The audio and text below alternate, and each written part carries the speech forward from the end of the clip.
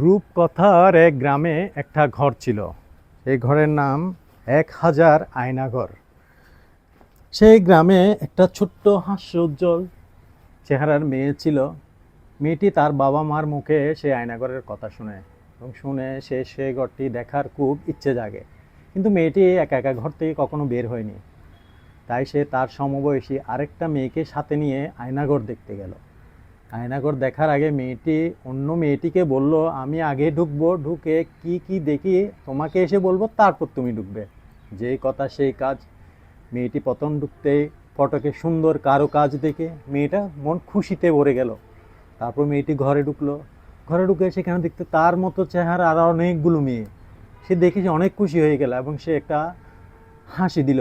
তারপর অন্য মেয়েরাও তার সাথে সাথে হেসে দিল। তারপর সে খুশিতে সেখানে অনেক নাচানাচি করলো। অন্য মেয়েরও তার সাথে নাচানাচি করলো এবং দেখে সে সেখান থেকে বের হয়ে গেল। বের হয়ে অন্য মেয়েটিকে পুরো ঘটনা বলল, এই ঘরটা আমার খুব পছন্দ হয়েছে, আমার কাছে খুব ভালো লেগেছে, আমি এখানে সময় পেলে এখানে ঘুরতে আসবো। তারপর যথারীতি দ্বিতীয় মেয়েটি ঢোকার পালা। মেয়েটি ভয় ভয় মুখে আয়নাঘরের ভিতর প্রবেশ করছে।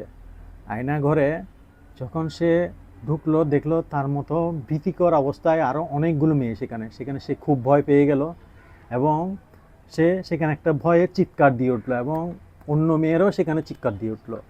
তারপর সে দৌড়ে সেই ঘর থেকে বের হয়ে গেল এবং ওই মেয়েটিকে বলল, এটি খুব বাজে জায়গা, এখানে আমি আর কখনো আসবো না। সেটা বলে তারা ওইখান থেকে চলে গেল। এখানে মোরাল অফ দ্য স্টোরি হলো, আপনার জীবন একটা আয়না স্বরূপ। আপনি সেখানে যা কিছু দিবেন আপনি তা কিছু পাবেন। আপনি সেখানে হাসলে হাসি পাবেন, কান্না করলে কান্না পাবেন। ধন্যবাদ।